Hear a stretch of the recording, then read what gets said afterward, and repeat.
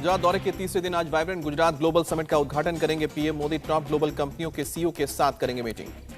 PM Modi आज check Republic के प्रधानमंत्री पेट्र फियाला के साथ करेंगे द्विपक्षीय मुलाकात। आपसी रिश्तों पर होगी चर्चा। पीएम मोदी गिफ्ट सिटी भी जाएंगे। शाम में ग्लोबल फिटनेस लीडरशिप फोरम में व्यापार जगत के प्रमुख लोगों के साथ चर्चा करेंगे।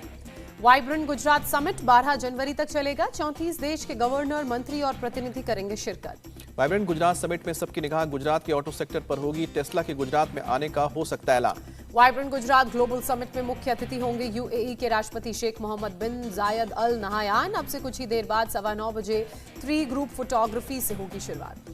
भारत और यूएई के बीच कई एमओयूज भी साइन किए जाएंगे। पीएम मोदी और राष्ट्रपति मोहम्मद बिन जायद अल नाहन मौजूद रहेंगे। वाइब्रेंट गुजरात ग्लोबल समिट के लिए अहमदाबाद पहुंचे यूएई के राष्ट्रपति। एयरपोर्ट पर पीएम मोदी ने मोहम्मद बिन जायद को गले लगाकर रिसीव किया। पीएम मोदी ने यूएई के राष्ट्रपति मोहम्मद बिन जायद अल नाहन के साथ रोड शो भी किया। अभिनंदन के लिए सड़कों के दोनों ओर खड़े थे लोग।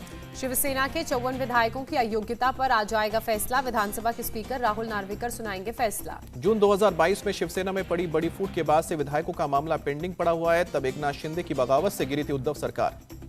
उद्धव ठाकरे गुट ने बागी विधायकों की सदस्यता खत्म करने के लिए सुप्रीम कोर्ट में दायर की थी याचिका। शिंदे सरकार की वैधता पर उठाए थे सवाल।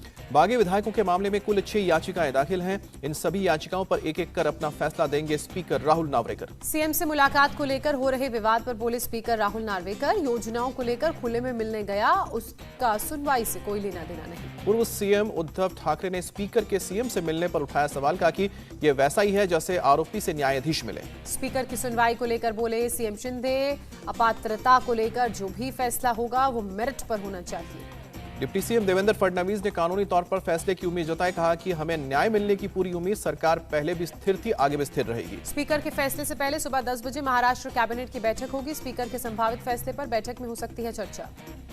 रक्षा मंत्री राजनाथ सिंह 3 दिन के दौरे पर ब्रिटेन पर पहुंचे। लंदन में हॉर्स गार्ड परेड ग्राउंड में दिया गया खास गार्ड ऑफ ऑनर।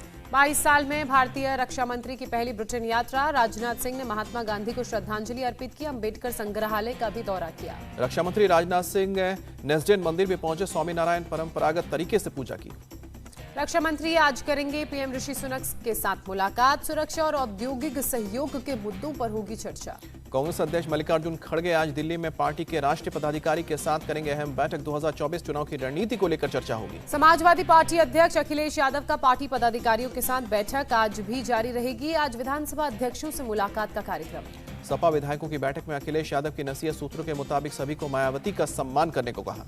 सपा विधायक राकेश प्रताप सिंह ने बिना नाम लिए स्वामी प्रसाद मौर्य का विरोध किया। सनातन धर्म पर सवाल उठाने पर घेरा। महाराष्ट्र में शिवसेना ज्यादा सीटों पर लड़ सकती है चुनाव। सूत्रों की खबर, बड़े भाई की भूमिका में होगी उद्धव ठाकरे की पार्टी।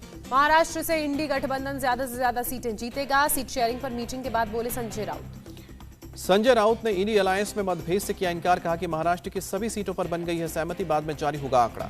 सीट शेयरिंग पर इंडिया अलायंस का मंथन जारी। दिल्ली में एमवीए के नेताओं ने की चर्चा। जितेंद्र आहवाड़ ने कहा जल्द अच्छा रिजल्ट आएगा सामने। सीट शेयरिंग पर जल्द से जल्द हो जाएगा फैसला। कांग्रेस अध्यक्ष मल्लिकार्जुन खड़गे का बयान। अगर कोई गठबंधन बनेगा तो सबसे पहले महाराष्ट्र में होगा। सीट शेयरिंग पर कांग्रेस यूबीटी की बैठक पर बोले अरविंद सावंत। यूपी की सीटों को लेकर इंडिया अलायंस में मंथन हुआ। रामगोपाल यादव बोले कि 12 जनवरी को और ज्यादा चर्चा होगी। कांग्रेस नेता सचिन पायलट का बयान। भारत न्याय यात्रा से घबराई बीजेपी। चुनाव में इंडी गठबंधन बनेगा बड़ी चुनौती। केंद्रीय मंत्री स्मृति ईरानी का आज पटना दौरा। बीजेपी के मीडिया कार्यशाला में बतौर मुख्य अतिथि ज्वाइन करेंगी। बीजेपी अध्यक्ष जेपी नड्डा आज असम बीजेपी का राज्य कार्यकारिणी और कोर कमेटी की बैठक में करेंगे शिरकत। 11 जनवरी को अरुणाचल प्रदेश की कार्यकारिणी और कोर कमेटी की बैठक करेंगे। 2024 चुनाव में महिलाओं पर बीजेपी का फोकस। महिला मोर्चा के प्रोग्राम में शामिल होंगे प्रधानमंत्री। भारत जोड़ो न्याय यात्रा पर बोले कांग्रेस महासचिव केसी वेणुगोपाल। आम आदमी के मुद्दों को उजागर करेगी यात्रा। भारत न्याय यात्रा को लेकर बीजेपी के हमले जारी। रविशंकर प्रसाद बोले देश ने राहुल को कभी गंभीरता से नहीं लिया। मणिपुर में कानून व्यवस्था गंभीर। राहुल की यात्रा को इजाजत देने पर गहनता से चल रहा है विचार। सीएम बीरेंद्र सिंह का बयान। मणिपुर सीएम के बयान पर बोले अशोक गहलोत राहुल की यात्रा राजनीतिक नहीं, देश जोड़ने वाली, इसे मिलना चाहिए इज्जत। लोकसभा चुनाव के लिए तैयार राजस्थान कांग्रेस। सचिन पायलट ने कहा सभी 25 सीटों की जीत के लिए अलग से कर रहे हैं तैयारी।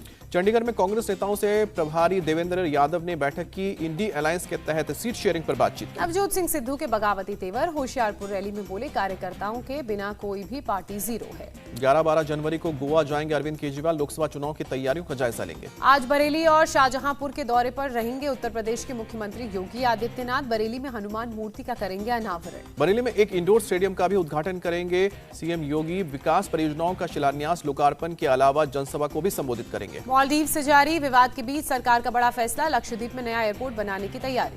भारत के समर्थन में उतरा मालदीव टूरिज्म इंडस्ट्री, अपने सरकार के मंत्रियों को ठहराया गलत, बयान की निंदा की। Maldives association of travel and tour operators ने ईज माई ट्रिप को लिखी चिट्ठी, फिर से फ्लाइट बुकिंग करने की अपील की। मालदीव विवाद पर बोले शरद पवार, कहा कि भारत के प्रधानमंत्री का अपमान नहीं सहेंगे, दूसरे देशों के लोगों की टिप्पणी स्वीकार नहीं। मालदीव्स विवाद पर मल्लिकार्जुन खड़गे का बयान, पीएम सत्ता में आने के बाद हर चीज को निजी तौर पर ले रहे हैं। अयोध्या में राम मंदिर में सोने का पहला दरवाजा लगा, 13 और दरवाजे 3 दिन में लगेंगे। राम मंदिर में 12 फीट ऊंचे 46 दरवाजे लगाए जाएंगे। 42 दरवाजों पर 100 किलो सोने की परत चढ़ाई जाएगी। रामलला के गर्भगृह में लगाया जाएगा सोने का एक दरवाजा। सभी दरवाजे महाराष्ट्र से लाए सागौन की लकड़ी से बनेंगे। अयोध्या के महर्षि वाल्मीकि एयरपोर्ट की सुरक्षा में तैनात किए जाएंगे 150 से ज्यादा सीआईएसएफ के कमांडोज। केंद्रीय गृह मंत्री ने किया फैसला। रामलला की प्राण प्रतिष्ठा से पहले अमेरिका के ह्यूस्टन में हिंदुओं ने निकाली कार रैली।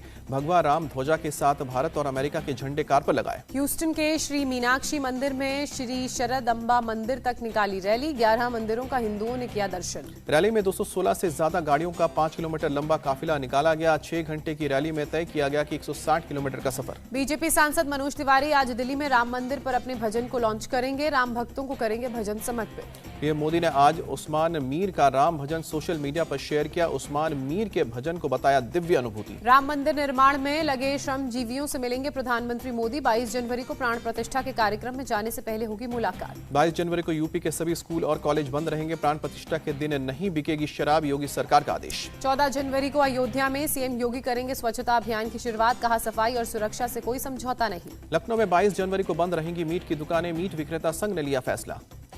प्राण प्रतिष्ठा समारोह को देश के सभी गांवों में लाइव दिखाने की व्यवस्था होगी। केंद्रीय मंत्री जी किशन रेड्डी ने दी जानकारी। राम मंदिर के निमंत्रण की जरूरत नहीं, जब भगवान बुलाएंगे तब जाएंगे, हिमाचल के सीएम का बयान। बेंगलुरु में कथावाचक देवकीनंदन ठाकुर ने निकाली सनातन जागृति यात्रा। कहा कि मथुरा में बनेगा भगवान कृष्ण का भव्य मंदिर। अयोध्या दौरे पर सीएम योगी आदित्यनाथ, रामलला और हनुमानगढ़ी में की पूजा अर्चना।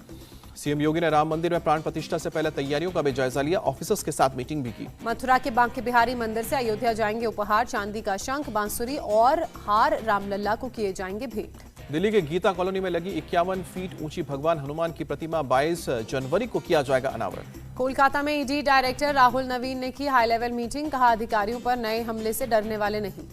ईडी अधिकारियों पर हुए हमले पर सख्त, गृह मंत्रालय पश्चिम बंगाल सरकार से मांगी detail report. CM Mamata Banerjee ने किया पलटवार। कहा टीएमसी के नाम से डरती है बीजेपी। घर घर जाकर टीएमसी के कार्यकर्ताओं को गिरफ्तार किया जा रहा है। बंगाल के मंत्री शोभन चैटर्जी का ईडी पर निशाना। बीजेपी शासित राज्यों में क्यों नहीं दिखता भ्रष्टाचार। शोभन चैटर्जी ने दी ईडी को खुली चुनौती। कहा अभी तो एक जगह हुआ है, पूरे बंगाल में धमाका होगा। लैंड फॉर जॉब केस में ईडी ने चार्जशीट दाखिल की। राबड़ी देवी और मीसा का नाम शामिल। राबड़ी मीसा का नाम ईडी चार्जशीट में आने पर भड़के मनोज झा। कहा बदले की राजनीति में डाला जा रहा है नाम। रेलवे जीडीसीई पेपर लीक के मामले में सीबीआई का एक्शन। 12 जगहों पर की छापेमारी, डिजिटल सबूत बरामद की। बिहार के भागलपुर में ऑनर किलिंग का मामला। प्रेम विवाह से नाराज पिता ने की बेटी, दामाद और नाती की हत्या। नवटोलिया गांव के पप्पू सिंह पर ट्रिपल मर्डर का आरोप लगा। बेटे धीरज सिंह के साथ मिलकर बेटी, दामाद और नाती को मारी गोली। स्थानीय लोगों के मुताबिक पप्पू सिंह और धीरज ने पहले रॉड से बेटी दामाद पर हमला किया, फिर दामाद के सिर और बेटी के सीने में मारी गोली। वारदात को अंजाम देने के बाद आरोपी पप्पू सिंह और धीरज सिंह मौके से फरार हुए। पुलिस केस दर्ज करके अब दोनों की तलाश कर रही है। गोवा में एक महिला ने अपने 4 साल के बेटे की हत्या की। होटल के रूम में खून मिलने से हुआ खुलासा। गोवा पुलिस ने आरोपी महिला को किया गिरफ्तार। बैग से मिला बेटे का शव कोर्ट ने 6 दिन की पुलिस कस्टडी में भेजा। एआई कंपनी की सीईओ है आरोपी महिला। पुलिस ने बंगलुरु में कंपनी के दफ्तर में की छानबीन। कर्नाटक के राज्यपाल थावरचंद गहलोत कोरोना पॉजिटिव हुए, अपने घर में क्वारंटीन। आज से शुरू होगा अब दिल्ली होगी साफ अभियान। मेयर शैली ओब्रॉय ने कहा मार्च तक दिल्ली की सफाई व्यवस्था सुधारेंगे। रेल निर्माण के लिए नए नियम पुस्तिका जारी की गई। केंद्रीय रेल मंत्री अश्विनी वैष्णव ने लॉन्च की। नीट पीजी 2024 की तारीख का ऐलान किया गया। 7 जुलाई को होंगे एग्जाम्स। एनसीसी कैडेट्स को आर्मी चीफ मनोज पांडे ने दिया मंत्र, राष्ट्र की सेवा के लिए जुनून होना चाहिए। उड़ीसा को सीएम नवीन पटनायक की सौगात। मलकानगिरी हवाई अड्डे का उद्घाटन किया।